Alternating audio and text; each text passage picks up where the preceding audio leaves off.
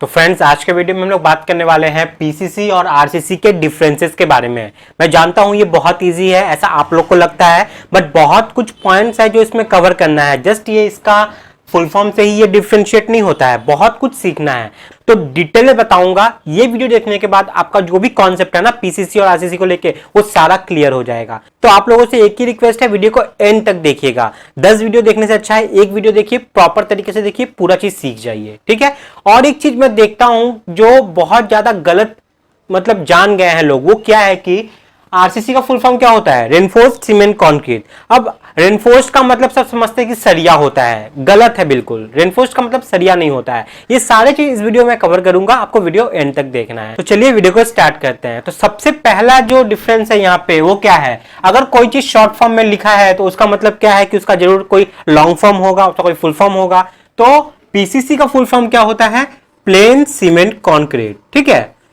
और वहीं पे बात करें आरसीसी की, तो आरसीसी क्या हो जाएगा? रेनफोर्स्ड सीमेंट कंक्रीट, ठीक है। तो देखिए ये नाम और ये नाम में डिफरेंस क्या दिख रहा है आपको? यहाँ पे प्लेन का दिख रहा है, यहाँ पे रेनफोर्स्ड का दिख रहा है। तो सबसे पहले तो ये जान लेते हैं कि ये प्लेन का मतलब क्या है, रेनफोर्स्ड का मतलब क्या है। प्लेन मतलब वो कंक्रीट जिसके अंदर में कोई भी चीज नहीं है। मतलब कंक्रीट बनाने के लिए जो चीज लगेगा सिर्फ वही है, उसके अलावा कुछ नहीं है। लेकिन यहां पे रेनफोर्स्ड किया गया है। रेनफोर्स्ड का मतलब होता है मजबूत बनाना, ना कि उसके अंदर सरिया घुसा देना, ठीक है। आप किसी कंक्रीट के अंदर में अगर लकड़ी का रेनफोर्सिंग करोगे तो भी वो रेनफोर्स्ड सीमेंट कंक्रीट ही कहलाएगा। समझ में आ गया? किसी कंक्रीट के अंदर में जनरली लोग जब साइड पे जाते हैं तो कंक्रीट देखते हैं, हाँ आरसीसी का कॉलम खड़ा है। अब उस आरसीसी कॉलम के अंदर में हो सकता है स्टील है, हो सकता है अगर वो बैम्बू डाल के भी उसको रेनफोर्स करेंगे ना तो भी वो कहलाएगा आरसीसी ही, रेनफोर्स सीमेंट कंक्रीट ही वो कहलाएगा। तो उस कंक्रीट को और ज्यादा मजबूत करना किसी चीज से, वो होता है रेनफोर्स्ड। ये नहीं कि सरिया डाल दिया है तो उसको बोल रहे हैं रेनफोर्स्ड। क्लियर हो गया? सबसे पहला मिथ जो है कि हम लोग रेनफोर्स्ड का मतलब स्टील समझते हैं, नहीं, कभी नहीं होता है। उसके अंदर जो भी डालकर आप उसको मजबूत कर रहे हो तो वो रेनफोर्स्ड है। ये बात पहला क्लियर हो गया। इंटरव्यू में ये क्वेश्चन पूछा जाता है और जैसे ही आप बोल दोगे कि स्टील का मतलब रेनफोर्सिंग करना हो गया, तब गए आप, वहीं पे आपको निकाल देगा। वो लोग समझ जाए कि इसको बेसिक ही क्लियर नहीं है इसका, तो वहीं से निकाल देगा आपको। तो रेनफोर्स्ड का मतलब क्या होता है? मजबूत करना, ठीक है। किसी भी चीज को मजबूत करना मतलब रेनफोर्सिंग करना होता है। तो ये तो समझ में आ गया इसका फुल फॉर्म और उसका मतलब, ठीक है। अब जान लेते हैं कि इसको बनाने के लिए क्या क्या चीज चाहिए होता है। तो प्लेन सीमेंट कंक्रीट को बनाने के लिए आपको क्या चाहिए? सबसे पहले आपका सीमेंट, क्योंकि नाम से ही पता चल रहा है कि इसमें सीमेंट होना चाहिए। प्लेन सीमेंट कंक्रीट, सीमेंट से जो कंक्रीट बनता है उसको बोलते हैं सीमेंट कंक्रीट। तो सीमेंट प्लस अब क्या क्या चाहिए? Sand plus aggregate plus water, ठीक है। और उसके बाद एडमिक्सचर वगैरह डालते हो तो वो अलग केस हो गया, एक्सेप्शनल केस हो गया। जो मेन रॉ मटेरियल्स है वो क्या है? सीमेंट, सैंड, एग्रीगेट, वाटर, ठीक है। ये हो गया प्लेन सीमेंट कंक्रीट के केस में। लेकिन वही बात करोगे जब आप रेनफोर्स्ड का, तो रेनफोर्सिंग के लिए आप यहां पे जो भी चीज डालते हो, चाहे वो स्टील हो गया, चाहे वो एल्युमिनियम हो गया, चाहे वो आपका बैम्बू हो गया, तो वो सारी चीज मिला के आपको रेनफोर्सिंग मटेरियल बन जाता है। तो जनरली हम लोग अभी साइड पे क्या करते हैं? स्टील यूज करते हैं ना, तो मैं स्टील लिखता हूं यहां पे। तो रेनफोर्स सीमेंट कंक्रीट कैसे बनता है? स्टील प्लस सेम, रेनफोर्स करने के लिए हम लोग स्टील डाल दिए, बाकी तो सीमेंट कंक्रीट ही है, यही सीमेंट कंक्रीट ना। तो ये पूरा चीज उठ के यहां पे चला आएगा। तो इसका मतलब क्या हो गया? यहां पे cement plus sand plus aggregate plus water, उसका कंसिस्टेंट पेस्ट बनाने के लिए, ठीक है। तो ये हो गया इसका कंपोजिशन। क्या कंपोजिशन से ये बनता है पीसीसी और क्या कंपोजिशन से ये मेरा आरसीसी बनता है। तो यहां तक क्लियर हो गया। तो इससे हम लोग क्या समझ में आया कि ये कोई स्टील या कोई भी रेनफोर्सिंग मटेरियल प्रोवाइड नहीं करता है, लेकिन आरसीसी में हम लोग एक रेनफोर्सिंग मटेरियल प्रोवाइड करते हैं, जो कि स्टील हो सकता है, जो कि एल्युमिनियम हो सकता है, जो कि बैम्बू हो सकता है। तो हम लोग यहां बोल सकते हैं ना, it does not contain steel और इट कंटेन्स स्टील। स्टील बोलो या कोई भी रेनफोर्सिंग मटेरियल बोल लो, रेनफोर्सिंग मटेरियल जो उसको मजबूत बना दे। क्लियर? चलिए नेक्स्ट पॉइंट पे बढ़ते हैं हम लोग। नेक्स्ट पॉइंट को बताने से पहले मैं आपको कुछ यहां पे स्केच बना के समझाना चाहता हूं और उसको प्रॉपर तरीके से, अच्छी तरीके से गांठ बांध के समझ लीजिएगा। बहुत जन का ये बेसिक क्लियर होगा, लेकिन ये बेसिक है। अगर कंक्रीट के बारे में वो चीज आपको पता नहीं है तो आप प्रॉब्लम में फंस जाओगे, ठीक है। तो सबसे पहले देख लीजिए, यहां पे एक कंक्रीट का ब्लॉक है, बीम ही मान लीजिए, ठीक है, ये कंक्रीट का ब्लॉक है जो कि है मेरा आरसीसी के कैटेगरी में, और एक कंक्रीट का ब्लॉक यहां पे मैं बना देता हूं जो कि है पीसीसी के कैटेगरी में। तो पीसीसी है मतलब इसके अंदर कोई भी रेनफोर्सिंग मटेरियल नहीं है, स्टील नहीं है, कुछ भी नहीं है, और ये आरसीसी कैटेगरी में है मतलब इसके अंदर स्टील जाएगा। अब एक चीज हमेशा ध्यान रखिएगा, जब भी आरसीसी कैटेगरी हो या पीसीसी कैटेगरी हो, उसके ऊपर जब लोड आएगा ना, जब भी इसके ऊपर लोड डालते हैं, और यहां पे मान लीजिए आरसीसी पैनल जो था उसके ऊपर हम लोग लोड डालते हैं, ठीक है, एक नॉर्मल बीम ही मान लीजिए ना, एक नॉर्मल ये बीम मान लेते हैं, एक ऐसा बीम जो बनाए हम लोग पीसीसी से, और एक ऐसा छोटा सा बीम बनाए जो हम लोग बनाए आरसीसी से। अब उस मेंबर के ऊपर हम लोग क्या किए, ऊपर से लोड डाल रहे हैं, ठीक है। अब लोड डालने पे हम लोग देखते हैं कि फेल किस कैटेगरी में वो करता है। तो हम लोग ये न्यूट्रल एक्सिस ड्रॉ कर लेते हैं। कोई भी चीज को हम लोग क्या करते हैं, न्यूट्रल एक्सिस से डिनोट करते हैं, आधा पार्ट ऊपर गया, आधा पार्ट नीचे, तो ये NA हो गया हमारा न्यूट्रल एक्सिस। तो यहां पे भी आपका न्यूट्रल एक्सिस आएगा, ठीक है, neutral axis NA neutral axis, ठीक है। चलिए, न्यूट्रल एक्सिस किस लिए, देखिए कोई भी चीज का दो पार्ट डिवाइड होता है ना, आप घर भी बनाते हो तो जमीन जो है मेरा वो मैं न्यूट्रल एक्सिस है, जमीन के ऊपर एक पार्ट चला गया, जमीन के नीचे एक पार्ट चला गया, समझ में आया। सेम इसी तरीके से यहां भी हम लोग बेंडिंग मोमेंट या शेयर फोर्स डायग्राम बनाते हैं तो वहां भी एक न्यूट्रल एक्सिस रहता है, उससे ऊपर जाता है एक ग्राफ, एक जाता है नीचे। तो कोई भी चीज का रिएक्शन पॉजिटिव भी हो सकता है, कोई भी चीज का रिएक्शन नेगेटिव भी हो सकता है, क्योंकि किसी भी चीज को अगर जोर से मारोगे ना दीवार पे जैसे ही आप मारोगे वो दीवार से उल्टा उतनी ही तेजी से आपकी तरफ आएगा, जो न्यूटन का हमारा थर्ड लॉ है। तो वो दीवार हमारा क्या हो गया, वो न्यूट्रल एक्सिस का पॉइंट हो गया, वहां पे गया, वहां से टकरा के वो क्या रिएक्ट करने वाला है, क्या वो उसको तोड़ के उधर चला जाएगा ग्लास को, या उससे टकरा के वापस रिटर्न आ जाएगा। तो वो दीवार मेरा न्यूट्रल एक्सिस हो गया वहां पे, हमेशा ये बात ध्यान रखिएगा, ठीक है। तो छोटी छोटी पॉइंटों को तोड़ तोड़ के बता रहा हूं, वीडियो को प्लीज एंड तक देखिएगा, कुछ नया सीखोगे। तो जैसे ही, तो सबसे पहले आते हैं पीसीसी के पार्ट में। जैसे ही हम लोग यहाँ पे ऊपर से लोड डाले ना, ये जो पीसीसी का पैनल था, जो बीम था, ये नीचे डिफ्लेक्ट करेगा ऐसे, जैसे ये डिफ्लेक्ट करेगा क्या होगा ना, यहां पे क्रैक डेवलप आना चालू हो जाएगा, और जैसे यहां पे क्रैक डेवलप आना चालू होगा, ये क्या होगा, बीम फेल कर जाएगा। तो ये चीज हमेशा याद रखिएगा, न्यूट्रल एक्सिस जो होता है ना, वो कंप्रेशन जोन और टेंशन जोन को डिवाइड कर देता है, ठीक है। अब यहां पे देखिए, ये न्यूट्रल एक्सिस है, नीचे वाला जो पार्ट है ये है हमारा टेंशन जोन। क्यों टेंशन जोन है मैं बताता हूं, और ऊपर वाला जो पार्ट है वो है मेरा कंप्रेशन जोन, ठीक है। सेम यहां पे भी ये मेरा हो गया आपका कंप्रेशन जोन, ऊपर वाला क्यों होता है मैं बताता हूं अभी, और नीचे वाला आता है टेंशन जोन, ठीक है। अब देखिए, जैसे ऊपर से लोड आएगा ना तो ये नीचे की तरफ डिफ्लेक्ट करेगा, इसका मतलब क्या है, नीचे की तरफ एनलार्ज कर रहा है, बढ़ रहा है, नीचे जो उसका लेंथ था अब वो डिफ्लेक्ट होकर क्या कर रहा है, बढ़ने की कोशिश कर रहा है। और जब ये बढ़ रहा है तो अब क्या बोलोगे, ये चीज आपका बाहर की तरफ जा रहा है, और जैसे ही बाहर की तरफ जा रहा है मतलब यहां टेंशन एक लग रहा है, मतलब खींच रहा है कोई, समझ में आ गया ना।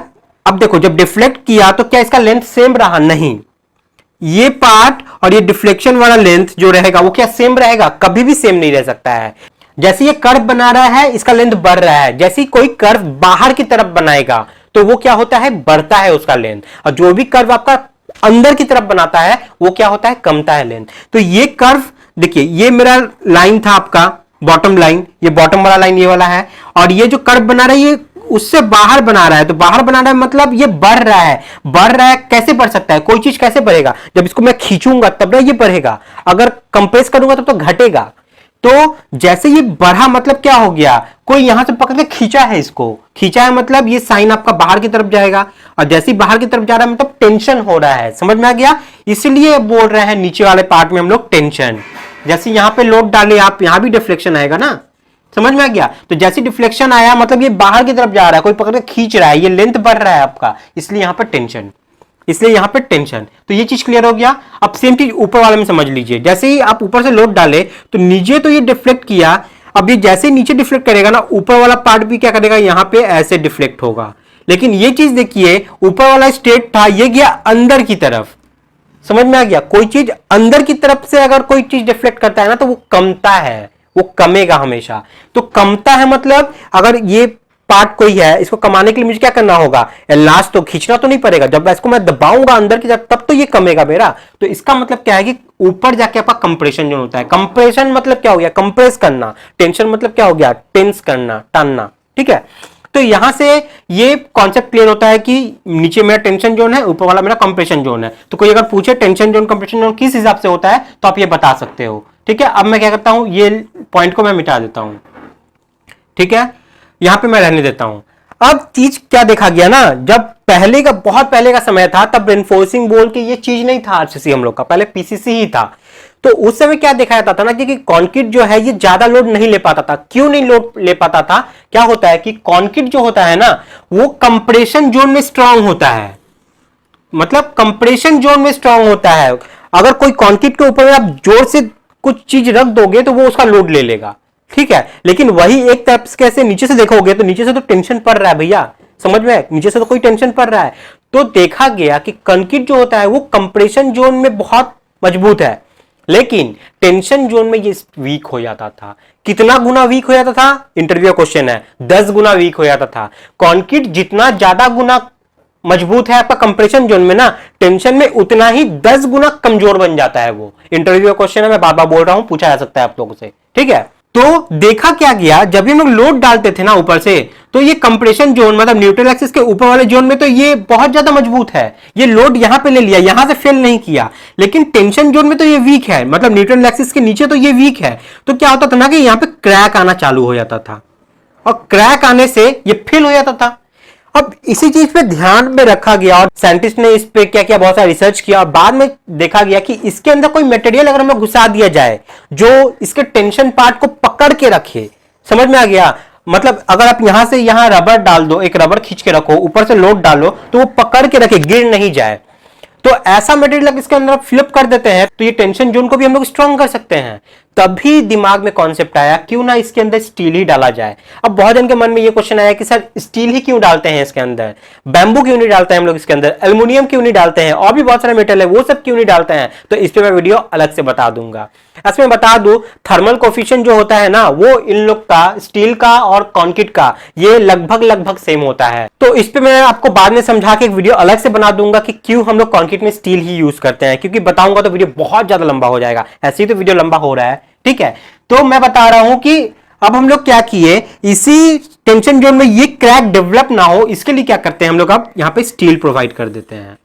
जैसे हम लोग स्टील प्रोवाइड करते हैं यहां पे, अब क्या होगा, कंक्रीट तो मेरा ऊपर कंप्रेशन जोन में तो स्ट्रांग था ही, वो तो ऊपर ले ही रहा है, ऊपर में मेरा तो स्टील भी रहता है वैसे।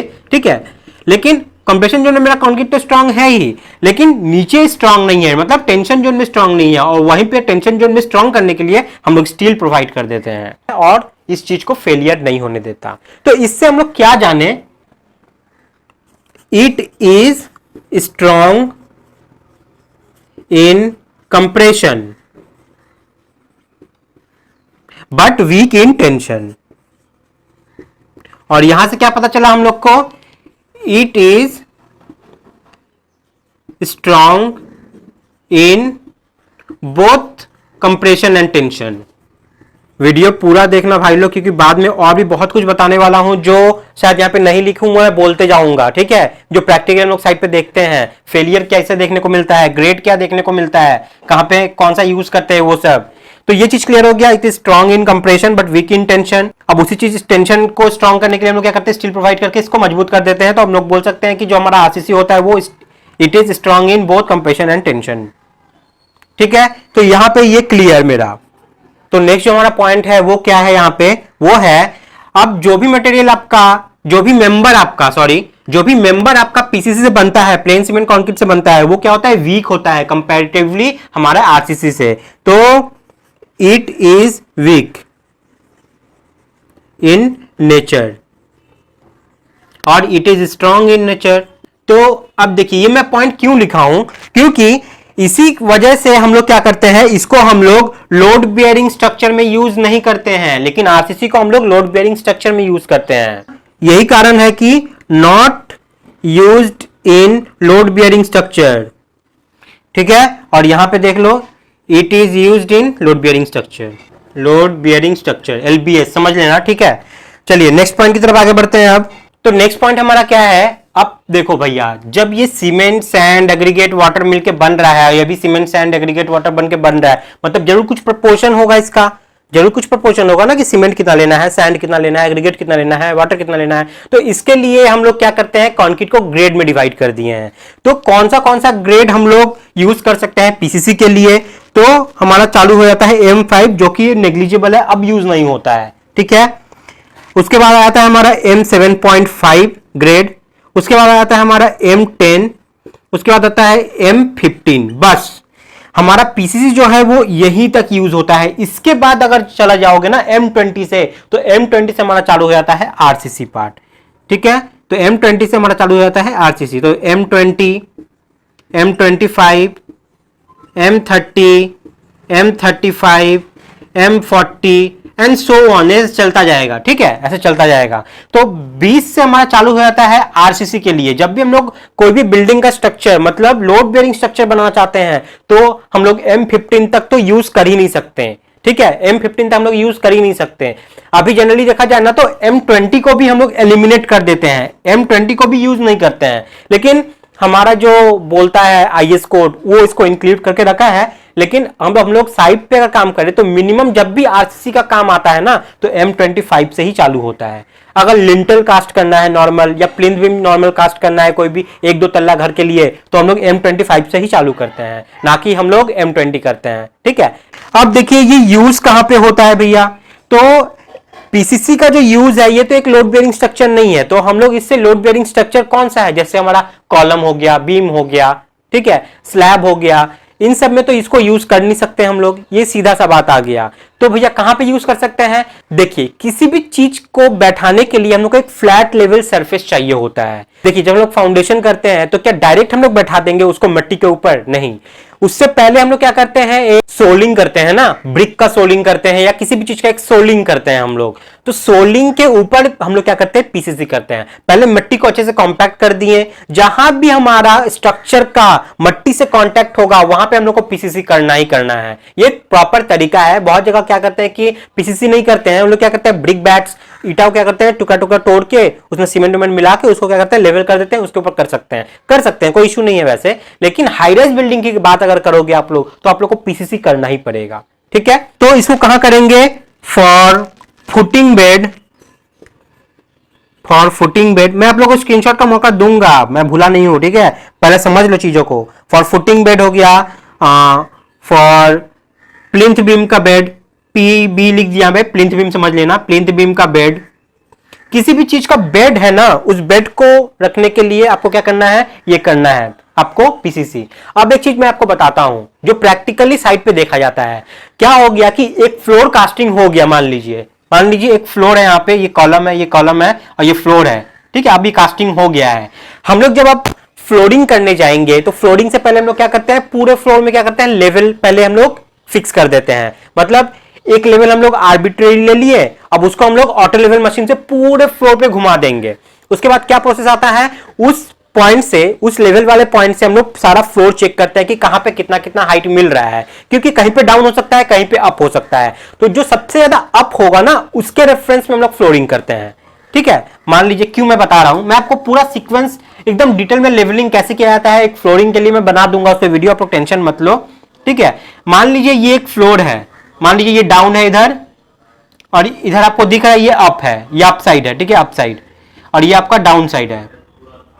तो मान लीजिए आपका ये एक लेवल है जो आप लोग पूरे फ्लोर पे कन्वर्ट किए, पूरा ये लेवल क्या किया, पूरे फ्लोर पे घुमा दिए। अब इस लेवल से जब लोग टेपिंग करके देखेंगे तो मान लीजिए यहां पे मिला हम लोग को 1 मीटर, और जब यहां पे हम लोग देखने गए तो यहां पे हम लोग को मान लीजिए मिला 975 मिलीमीटर, यहां पे 1 मीटर मतलब 1000 मिलीमीटर।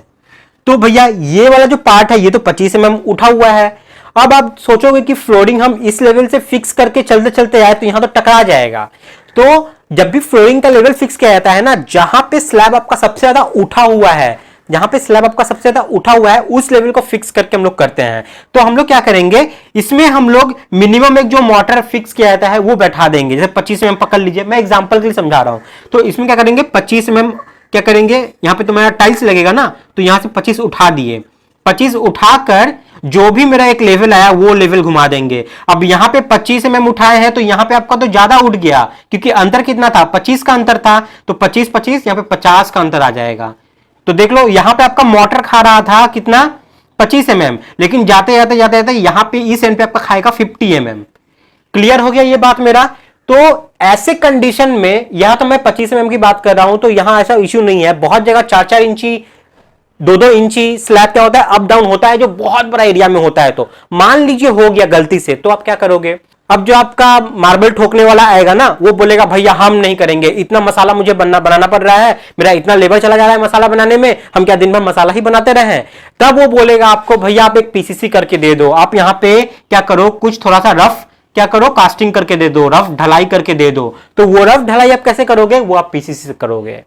तो प्रैक्टिकली हमारा साइट पे भी काम आता है ये पीसीसी, जब हम लोग फिनिशिंग में चले जाते हैं। तो ये जो साइट पे काम करते होगे, मैं क्या बोलना चाहता हूं वो समझ गए होगे ये चीज को, ठीक है? तो ये चीज मेरा क्लियर हो गया। तो ये हो गया फुटिंग बेड के लिए या प्लिंथ बीम बेड के लिए, कोई भी चीज जो मिट्टी से कनेक्ट है उसके लिए हम लोग पीसीसी यूज करेंगे। और साइड पे भी ऐसे ऐसे यूज आता है, जहां पे स्लैब, जहां पे आपका लेवल बहुत डाउन हो गया है, तो उसको पीसीसी करके थोड़ा हम लोग क्या करते हैं, उठा देते हैं। उसके बाद हम लोग फ्लोरिंग करते हैं। तो हम लोग का जो मोटर है वो तो कॉस्टली है ना, सीमेंट जाएगा उसमें बहुत ज्यादा, तो हम लोग को मोटर कम लगेगा, काम जल्दी जल्दी निकलेगा, जो काम करने आएगा उसका भी लेबर कम लगेगा, ठीक है?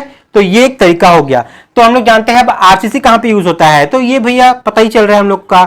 आरसीसी हमारा होता है यूज बीम में, slab, column, retaining wall, shear wall है अगर, ठीक है, बहुत कुछ है ऐसा, स्टेयर हो गया। तो ये सब यूज करने का जगह है जहां पे हम लोग आरसीसी करना चाहिए। तो यहां तक कॉन्सेप्ट क्लियर हो गया है। एक और पॉइंट मैं आप लोग को बताता हूं जो देखने को मिलता है, पीसीसी जो है ये सडन फेलियर आपको दिखाता है, सडन फेलियर हो सकता है, लेकिन आरसीसी आपको वक्त देगा, ये सडन फेलियर आपका नहीं होगा, ठीक है? ये आपको टाइम देगा। पीसीसी क्या होता है कि इसके अंदर स्किल नहीं है, जब ये फेल करेगा ना तो एक बार में फेल कर जाएगा। अगर पीसीसी से आप लोड बेयरिंग स्ट्रक्चर बना देते हो ना, मान लीजिए कोई बीम ही बना दिए, तो अगर उसके ऊपर लोड आएगा, वो लोड नहीं ले पाया और जैसे ही वो फेल किया ना, तो वो सडन फेल हो जाएगा। वो आपको समय नहीं देगा समझने के लिए कि भैया हाँ भैया हम रुके हैं, तुम लोग थोड़ा निकल जाओ फिर हम गिरेंगे। ऐसा जनरल केस में बता रहा हूं, ठीक है? एक्सेप्शनल केस तो बहुत कुछ होते हैं, जनरल केस बता रहा हूं। लेकिन आरसीसी का क्या है ना कि अगर आपका कंक्रीट फेल होता है तो भी क्या है कि इसमें स्टील है, वो स्टील पकड़ के रखता है उसको थोड़ी देर, वो आपको समय देगा, वो आपको क्रैक डेवलप करके दिखाएगा, भैया क्रैक हो रहा है, निकल जा, समय देगा आपको कि हाँ भैया निकल जाओ, क्रैक होने वाला है, फेल होने वाला है, इसको रिपेयरिंग कराओ, कुछ ना कुछ करवाओ।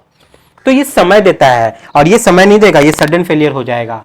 तो इतना सारा पॉइंट है यहाँ पे पीसीसी और आरसीसी को समझने के लिए। हम लोग सोचते हैं कि ये इतना छोटा पॉइंट है, नहीं, ये और भी बड़ा पॉइंट है, क्योंकि प्रैक्टिकली घुस जाऊं तो ये वीडियो बहुत बड़ा हो जाएगा। मैं चाहूं तो इस पे मैं लेक्चर 1.5 से 2 घंटा दे सकता हूं जस्ट प्रैक्टिकल साइड को लेके, लेकिन वीडियो बहुत ज्यादा बड़ा हो जाएगा। मैं इसका पार्ट 2 बनाऊंगा, उसमें मैं आप लोग को समझाऊंगा। तो ये बेसिक फंडा था जो मैं उम्मीद करता हूं आप लोगों को क्लियर हो गया होगा। आप लोग को स्क्रीनशॉट लेना है, स्क्रीनशॉट ले लीजिए। एक बात आप लोगों से यहां पे कहना था कि जब भी मेरा कोई भी वीडियो आप देखते हो ना, उस वीडियो को डिस्क्रिप्शन में हमेशा चले जाना, क्योंकि आपको उसी टॉपिक से रिलेटेड बहुत सारे वीडियो मिलेंगे जो आपके लिए काम के हो सकते हैं। तो जैसे ये आप कंक्रीट से रिलेटेड देख रहे हो, तो कंक्रीट से रिलेटेड वीडियो इसके डिस्क्रिप्शन में आपको मिल जाएगा बहुत सारा, जो आप देखना चाहोगे। तो कभी भी मैं वीडियो देखते हो ना, तो उसके डिस्क्रिप्शन में जरूर जाना, वहां पे और भी इंपॉर्टेंट जो भी वीडियो आप लोग के द्वारा बहुत ज्यादा पसंद किए गए हैं, वो सबका लिंक डायरेक्ट मिल जाता है, आपको ढूंढना नहीं पड़ेगा। तो वीडियो अगर पसंद आ रहा है ना, तो वीडियो को शेयर करके मेरा मनोबल जरूर बढ़ाइएगा, और अपने भाइयों लोग को भी सिखाइएगा, अपने जूनियर्स को सिखाइए, ताकि वही लोग तो काम करते हैं ना साइट पे, तो उन लोगों का कॉन्सेप्ट क्लियर होना बहुत ज्यादा जरूरी है। तो उन लोग के साथ शेयर कीजिए, जूनियर के साथ शेयर कीजिए, फ्रेंड्स के साथ शेयर कीजिए। आज के लिए इतना ही है, नेक्स्ट वीडियो में फिर कुछ लेके आऊंगा आप लोग के लिए। तब तक के लिए बाय, टाटा, जय हिंद।